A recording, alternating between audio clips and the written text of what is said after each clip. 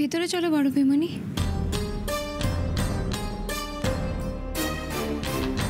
রঞ্জিনী, রঞ্জিনী, রঞ্জিনী, এসো এসো, ভেতরে এসো।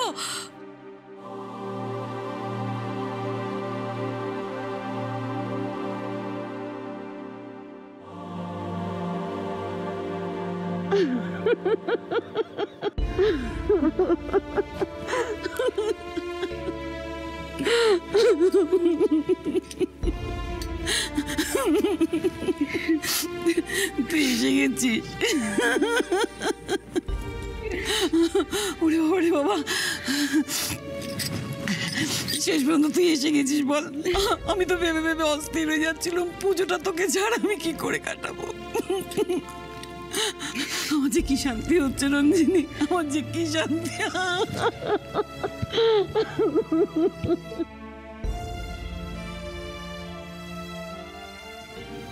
ফিরকি তাহলে নিজে গিয়ে ক্ষমা চেয়ে রঞ্জিনীকে ফিরিয়ে নিয়ে এলো। That's commendable.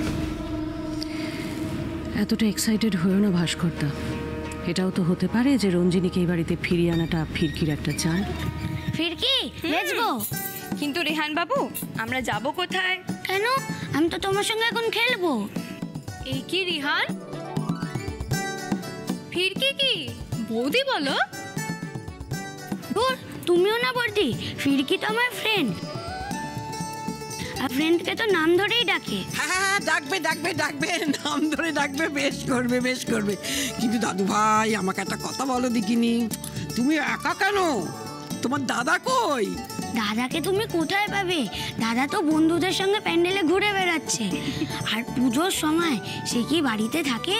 তাই তো, সে তো এখন মস্ত বড় হয়ে গেছে।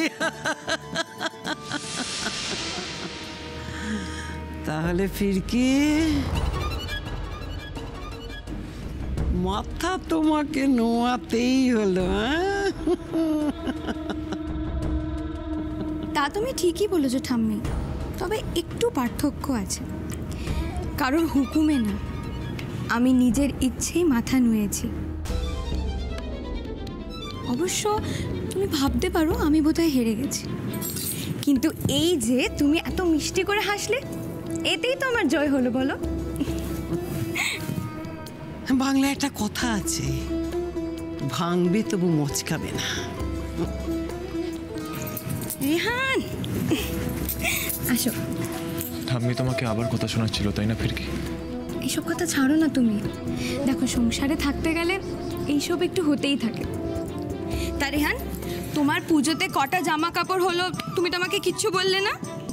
আমার তো 6টা জামা কাপড় হয়ে গেছে, কিন্তু দাদার জানো তো 4টে হয়েছে। ওর দিয়ে 2টো আমার বেশি।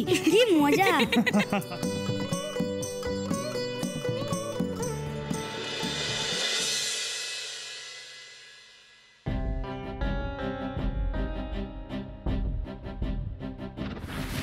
রঞ্জিনী দি,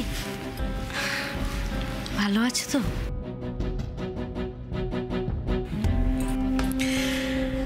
এতদিন ভালো ছিলাম না, তবে এখন ভালো আছি। আর যেটুকু যা খারাপ দেখছো সেটুকু দূর হয়ে গেলে ভবিষ্যতে আরো ভালো থাকবো।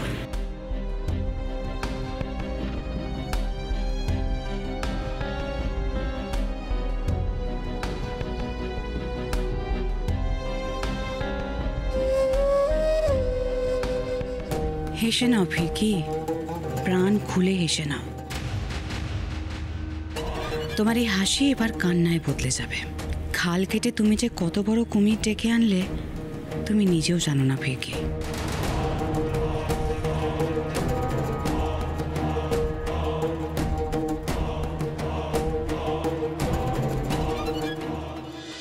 পুলিশ যে বারবার গন্ধ শুকে এখানে আসছে, ব্যাপারটা তাহলে মিথ্যে নয়, ওই জায়গাটাই হলো ওদের আসল ঠেক। আমার তো এটা ভেবে আশ্চর্য লাগছে, রোজি একটা এরকম ব্যাপারের সাথে জড়িয়ে আছে। ছি, শেষে কিনা এতটা নিচে নামতে পারলো। এরকম একটা নোংরা ব্যবসার সাথে নিজেকে জড়িয়ে ফেললো। আজ ওদের জন্য আমাদের সবাইকে বদনাম হতে হয়। না রানী, আমরা কিন্তু নিশ্চিতভাবে এখনো জানি না যে রোজি এই ব্যবসাটার সাথে আছে, তো কারোর নাম নেওয়াটা ঠিক হবে না। কিন্তু রোজি যদি সত্যি ওই ব্যবসাটার সঙ্গে জড়িয়ে থাকে, বাড়ি ঘর তো দূরে থাক, আমি ওর মাথার ছাদটাই কেড়ে নেবো। দেখিস তোরা, ওর জায়গা হবে গারদে। আমার তো এই মুস্কানটার জন্যই খারাপ লাগছে। বেচারে নিজের অজান্তে কেমন একটা খারাপ জিনিসের সঙ্গে জড়িয়ে পড়লো। এইভাবে চলতে দিলে হবে না লক্ষ্মী, কিছু একটা করতে হবে আমাদের। আমার মনে হয় মীনাক্ষীদিকে সমস্তটা জানানো উচিত। বিশেষ করে ওনার দেওয়া ওই তুলোর পুতুলটা রোজি যে নিজের কাজে অস্ত্র হিসেবে ব্যবহার করছে, সেটা তো ওনারও জানা উচিত। উনি না বড় মুখ করে রোজিকে এই বাড়িতে আবার তুলে এনেছেন। নানা রানী, এখনই মীনাক্ষীদিকে কিছু বলাটা ঠিক হবে না। কে জানে, রোজি হয়তো কোনো উল্টো চাল চালবে, মীনাক্ষীদি আমাদের ভুল বুঝে বসবে। আমাদের কাছে তো কোনো প্রমাণ নেই। তার থেকে উচিত আমাদের এই দশমী পর্যন্ত অপেক্ষা করা। দশমী পর্যন্ত অপেক্ষা করে কোনো লাভ হবে? রানী, তুই বুঝতে পারছিস না, এখন যদি আমরা পুলিশকে খবর দিই, ওই চুনোপুটিরা ধরা পড়বে, রাঘব বলেরা পার পেয়ে যাবে। কিন্তু ওই দশমীতে যে অ্যাকশনের কথাটা বললো না, ওরা শুনলি না? সেই সময় যদি আমরা পুলিশকে খবর দিই, চুনোপুটি তো ধরা পড়বে, রাঘব বলেরাও ধরা পড়বে। আর ওইটাই হবে ওদের ধরার একমাত্র সুযোগ। আর মীনাক্ষীদের সাথে কিভাবে কথা বলবো সেটা আমি দেখছি। আর শোন, এই কদিন কিন্তু মুস্কানকে একটু চোখে চোখে রাখিস। যতটা সম্ভব রোজির খপ্পর থেকেও কিন্তু বাঁচিয়ে রাখতে হবে।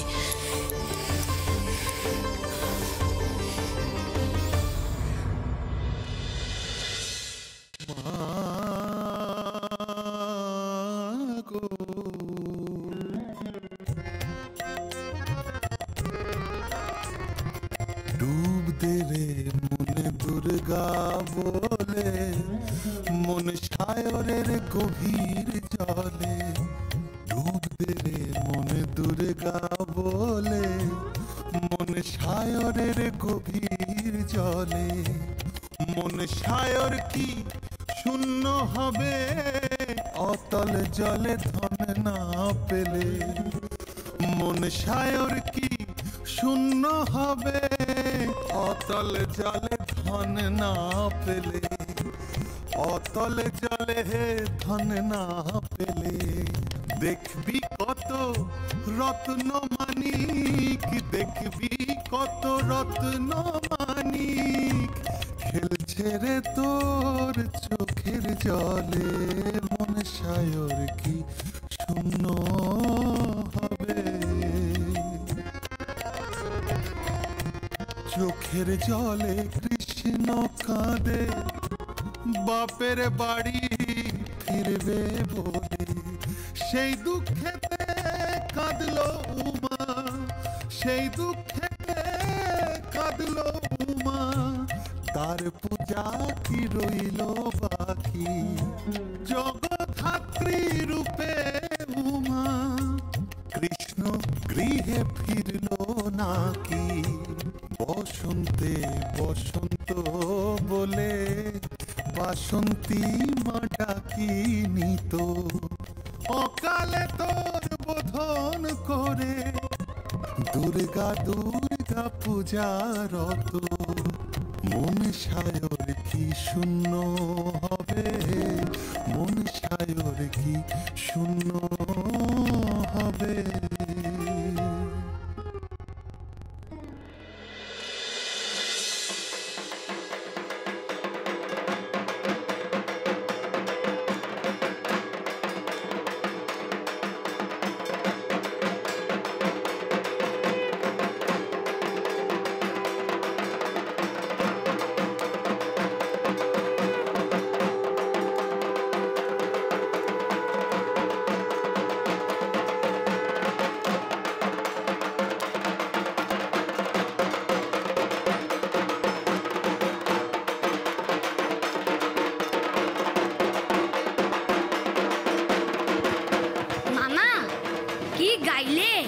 ও বাবা, ভাল লেগেছে নাকি?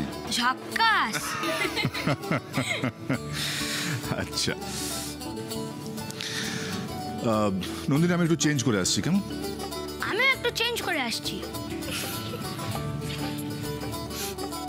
বাবা যে এত সুন্দর গান গাইতে পারতেন জানতামই না। সত্যি নীলাদ্রি, বাবার গান শুনলে মনে হলো না অন্য কোনো একটা পৃথিবীতে চলে গেছে। মনটা আনন্দে ভরে গেল। আরে ফিরকি, অষ্টমীতে বাবার গান আমাদের পুজোর অন্যতম সেরা অ্যাট্রাকশন, সেটা তো আমি বুঝতেই পারছি। বহুদিন পরে এত দরাজ গলায় গান গাইতে শুনলাম ভাস্করকে। আমি এক্সপেক্ট করিনি এত গম্ভীর ছিল সারাক্ষণ। আসলে ড্যাড না অনেকটা নারকোলের মতো, নারকোল ভেঙে গেলে যেমন জল বেরিয়ে আসে, সেরকমই ড্যাডের গলা থেকে এরকম সুর বেরিয়ে আসে। তাই তাই? বাহ নীলাদ্রি, কি দারুণ উপমা দিলে, মনটা না ভরে গেল।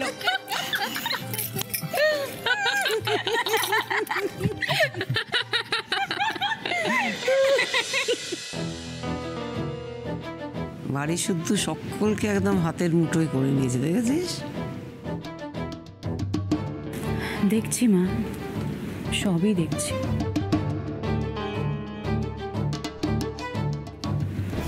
তারপর তো চিন্তার কিছু নেই। এ বাড়ি যখন আমি ছেড়েছিলাম অনেক ভাবনা চিন্তা করে ছেড়েছিলাম, আর আজ ফিরে এসেছি সেটাও অনেক ভেবে চিন্তে।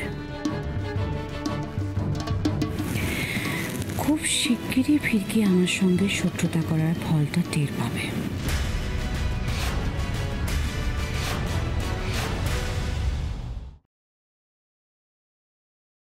এটা একটু মিলিয়ে নে।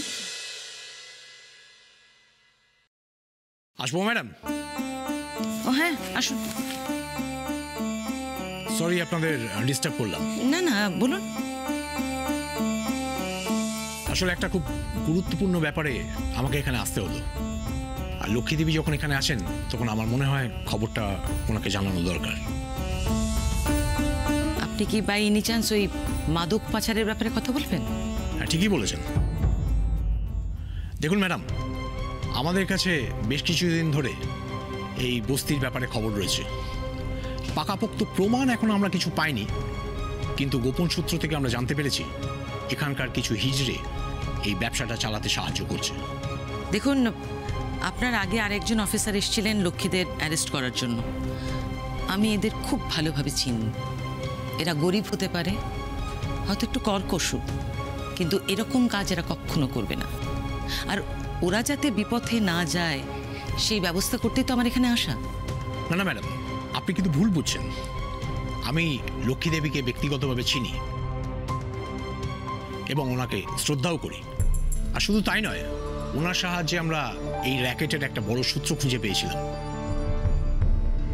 কিন্তু সবাইকে তো আমরা ভরসা করতে পারি না, আর যা রটে তার কিছুটা তো ঘটে, তাই না?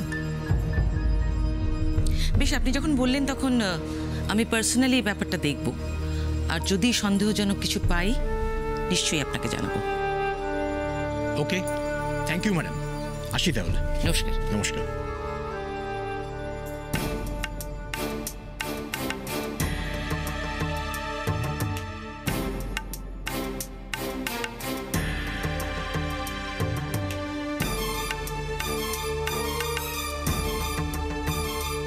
লক্ষ্মী, কি বুঝছিস? ভালো বুঝছি না। নীলাদ্রি, নীলাদ্রি, এই তো। চলো ড্যাড, চিৎকার করছো কেন? বলছি তুমি বাইরে গেছিলে ইন্টারভিউ দিতে। হ্যাঁ, এতে এত অবাক হবার কি আছে? তুমি কি পাগল হয়ে গেছো নীলাদ্রি? তুমি একজন মন্ত্রীর ছেলে, আর তুমি কিনা যাবে বাইরে চাকরি করতে? ড্যাড, আমি তোমাকে আগেই বলেছিলাম তোমার পার্টিতে কাজ করার থেকে একটা কোম্পানিতে কাজ করা অনেক বেশি সম্মানের, আর আমি সেটাই করব dad. What are you saying Niladri? মানে তুমি কি বলছো আমার কিছু মাথায় ঢুকছে না। প্রত্যেকবার এক একটা ঘটনা ঘটিয়ে তুমি তোমার ড্যাডের সম্মানটা বাইরের লোকের সামনে যে হেট করে দিচ্ছ, সেটা বোধহয় বুঝতেই পারছো না। না, তুমি কেন বোঝার চেষ্টা করছো না যে তোমাদের দুজনের সম্পর্কের মধ্যে যদি চির ধরে না, তাহলে সব থেকে বেশি খুশি কিন্তু বিরোধী পক্ষ হবে। তোমার কি মনে হয় রোমা, এই সমস্ত উদ্ঘুটে বুদ্ধি আমার দাদু ভাইয়ের মাথা থেকে বেরোচ্ছে? একদম না। যত বুদ্ধি দিচ্ছে ওই ফিরকি। আমি বাচ্চা ছেলে নই যে ফিরকি আমাকে যা বোঝাবে আমি সেটাই করব। এটা আমার একান্ত ব্যক্তিগত সিদ্ধান্ত। আমিও দাদা ভাইয়ের এই সিদ্ধান্তকে সম্মান করি বাবা। দেখো নীলাদ্রি, তুমি আমার একমাত্র সম্বল, অবলম্বন। তুমি যদি এখন আমার হাতটা ছেড়ে দাও তাহলে আমার এই এত বড় কর্মকাণ্ডের উত্তরাধিকারী কে হবে? আমি অবশ্যই তোমার উত্তরাধিকারী হব ড্যাড। ব্যক্তি ভাস্কর সিনহা রয়ের লেগাসি বহন করতে আমার কোনো লজ্জা নেই, জানো তো ড্যাড।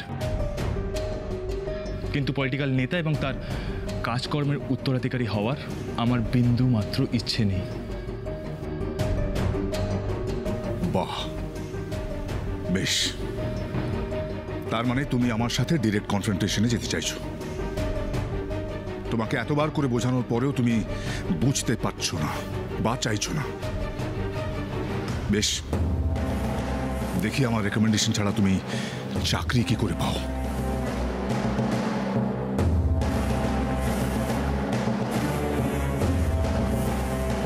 এটাই তো চাই ভাস্কর দা, একে একে তোমার হাত সবাই ছেড়ে দিক আর আমি তোমার ওপর আমার রাজত্ব কায়েম করি। অনেক অর্ডার ফলো করেছি তোমার, আর অর্ডার ফলো করব না। এবার শুধু আমার অর্ডার দেওয়ার পালা।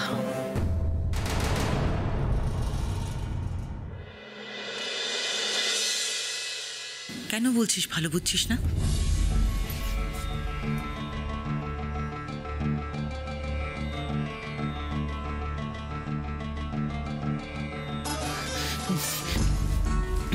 আপনাকে আমার কিছু কথা বলার আছে দিদি। হ্যাঁ তো বল, নিশ্চিন্তে বল। দিদি দিদি দিদি রীতা, মুন্নি আর আমি মিলে না 10টা তুলোর পুতুল বানিয়ে ফেলেছি আজ। খুব ভালো করেছো। বলছি তোমাকে যে টেলিফোন নাম্বারটা দিয়েছিলাম ওখানে ফোন করো, ওরা এসে পুতুলগুলো নিয়ে যাবে। আচ্ছা, আর আমি বলছিলাম যে আমার একজন খদ্দের আছে, তাকেও খানিক পাঠিয়ে দিই, তাহলে বেশ ভালো টাকা পাওয়া যাবে। কিন্তু বেশ তো পাঠাও না, কিন্তু একটা হিসেব রেখো। আচ্ছা, আর বলছিলাম আর না, আমি লক্ষ্মীর সঙ্গে কথা বলছি, পরে এসো। ও, আসছি দিদি তাহলে। হ্যাঁ, আসলাম। যাও।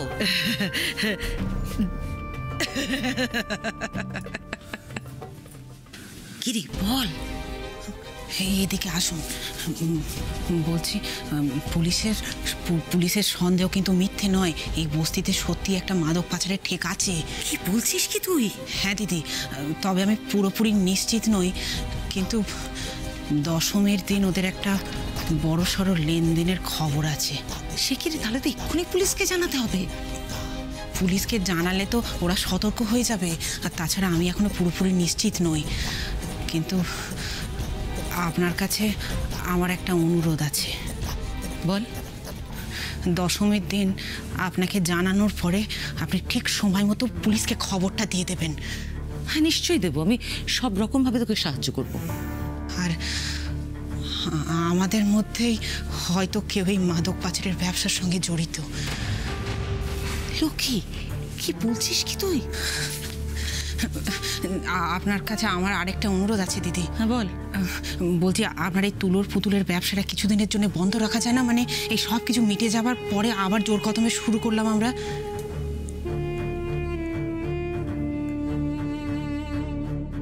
হঠাৎ তুলোর পুতুলের ব্যবসা বন্ধ করতে বলছে কেন লক্ষ্মী? তবে ও যখন বলছে নিশ্চয়ই ভেবেই বলছে। বেশ, তাই হবে।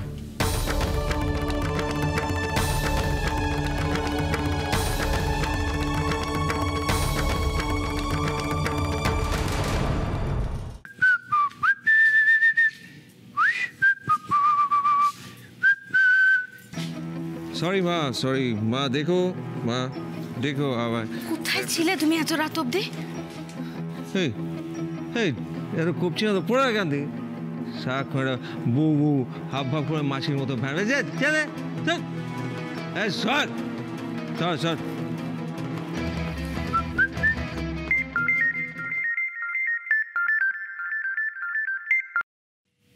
হ্যাঁ বল ছুটে। এই ভিকির একটা ব্যবস্থা করতেই হবে গুরু। মালটা হেভি বাওয়াল শুরু করেছে। আজ কি করেছে জানো? কেন, কি হয়েছে আবার? দক্ষিণ পাড়ার দুটো ছেলেকে মেরে সব মাল কেড়ে নিয়েছে। কত টাকার মাল ছিল?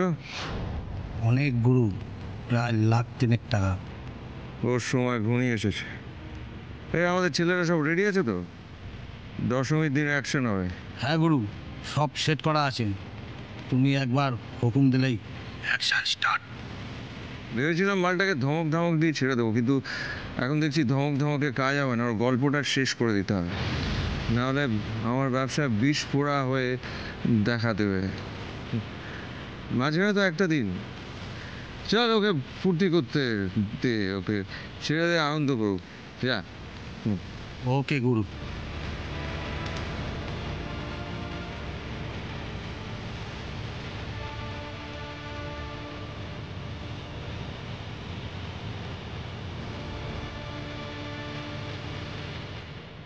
কোন ব্যবসার কথা বলছিল কাকাই? কিন্তু কথা শুনে তো মনে হলো দশমীর দিন কাউকে খুন করার প্ল্যান করছে।